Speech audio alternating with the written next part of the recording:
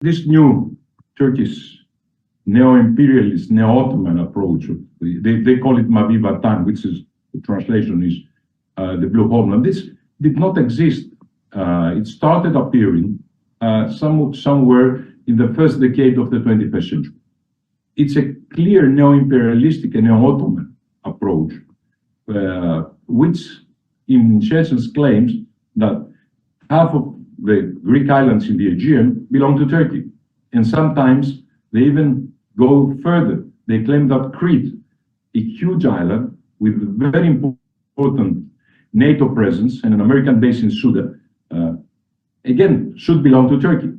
So there's some people in Turkey, and I do not believe that is a common practice in the Turkish society, but there's some people in Turkey that go back to the Ottoman times and believe that they could recreate the Ottoman Empire, including parts of Greece, parts of Syria, parts of Iraq, parts of Iran, half of the Caucasus, etc., etc. Well, I hope that this is daydreaming, but it creates a lot of problems in the relations with Greece, a lot of problems within NATO.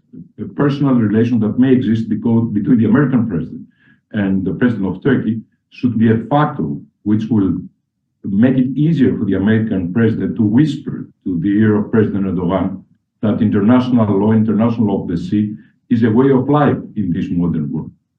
And again, as I said before, we did very well during Trump 1. I don't see why we should not hope and believe that we are going to do very well under Trump 2. And that is also the interest of the United States of America. I assume that it will not be good at all for NATO and would not be good at all for the United States of America to encourage Turkey to create a huge problem in the eastern flank of NATO, taking also into account what's happening in the Middle East and what's happening between Russia and Ukraine. Syria is in the coast of the Mediterranean, and Syria is our near abroad. And ISIS, let us be frank and honest, is down but not out. The ideology behind ISIS, the ideology behind the Muslim Brotherhood is there, is alive and kicking. So if we disregard that, we're going to have a problem in the future. It's going to be a huge one.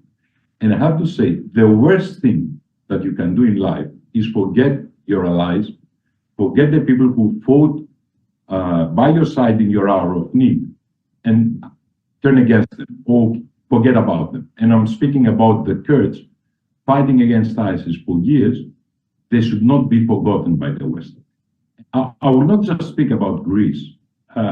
Generally, the biggest threat is countries that do not abide by international law and do not abide by international law of the sea. Countries that believe that borders is something that, well, you can disregard. That treaties and international treaties should work only if it's to your advantage. That is the biggest threat to the whole world, not just Greece.